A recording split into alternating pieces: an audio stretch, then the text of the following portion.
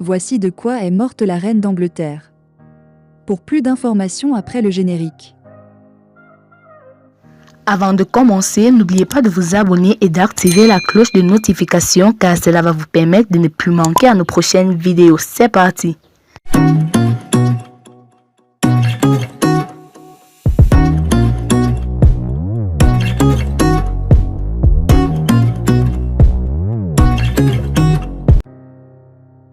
Élisabeth II est décédée cet après-midi à l'âge de 96 ans.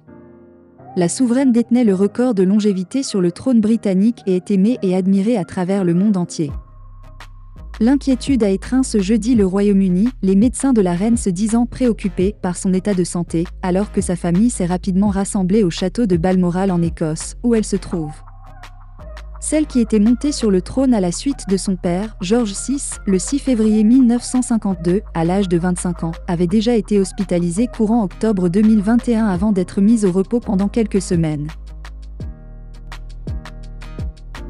C'est au cours de la conférence de presse de lancement de la 8e édition du Forum international de Dakar sur la paix et la sécurité en Afrique que la ministre a reçu la triste nouvelle.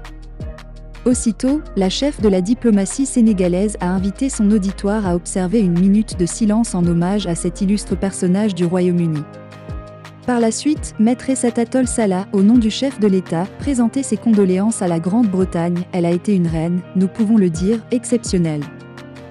D'abord par la longévité de ce règne, mais également par ses postures que nous tous, depuis notre tendre enfance, avions toujours appréciées. Que Dieu ait pitié de son âme. Symbole de stabilité ayant traversé imperturbable les époques et les crises, elle avait côtoyé, depuis la mort de son père George VI en 1952, quand elle n'avait que 25 ans, Nehru, Charles de Gaulle ou Mandela qui l'appelait « mon ami ».